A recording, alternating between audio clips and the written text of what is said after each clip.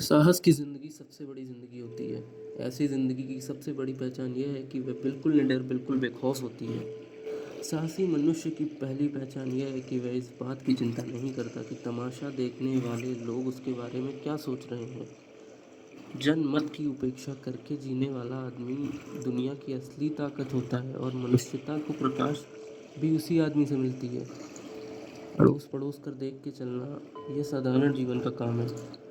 क्रांति करने वाले लोग अपने उद्देश्य की तुलना न तो पड़ोसी के उद्देश्य से करते हैं और न अपनी चाल को ही पड़ोसी की चाल देखकर मध्यम बनाते हैं। साहसी मनुष्य उन सपनों में भी रस लेता है जिन सपनों का कोई व्यवहारिक अर्थ नहीं है।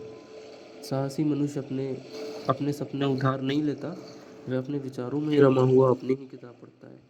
झुंड में चलना और झुंड में चरना ये भैंस और भेड़ का काम है। सिंह तो बिल्कुल अकेला होने पर भी मग्न रहता है। अर्नोल्ड बेनेट ने एक जगह लिखा है कि जो आदमी यह महसूस करता है कि किसी महान निश्चय के समय वह साहस से काम नहीं ले सका, जिंदगी की चुनौती को कबूल नहीं कर सका, वह सुखी नहीं हो सकता। बड़े मौके पर साहस नहीं दिखाने वाले आदमी बराबर अपनी आत्मा के भीतर एक आवाज़ सुनता रहता है, एक ऐसी आवाज़ जिसे वही सुन सकता है और जिसे वह रोक भी नहीं सकता। यह आवाज़ उसे बराबर कहती रहती है, तुम साहस नहीं दिखा सके, तुम कायर की तरह भाग खड़े हुए।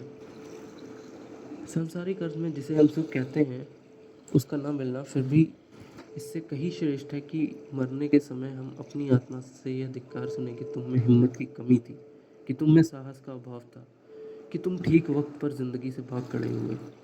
जिंदगी को ठीक से जीना हमेशा ही जोखिम झेलना है, और जो आदमी सकुशल जीने के लिए जोखिम का हर जगह एक घेर डालता है, वह अंततः अपने ही घेरों के बीच कैद हो जाता है और ज़िंदगी का कोई मज़ा उसे नहीं मिल पाता, क्योंकि जोखिम से बचने की कोशिश में असल में उसने ज़िंदगी को ही आने में रोक रखा है।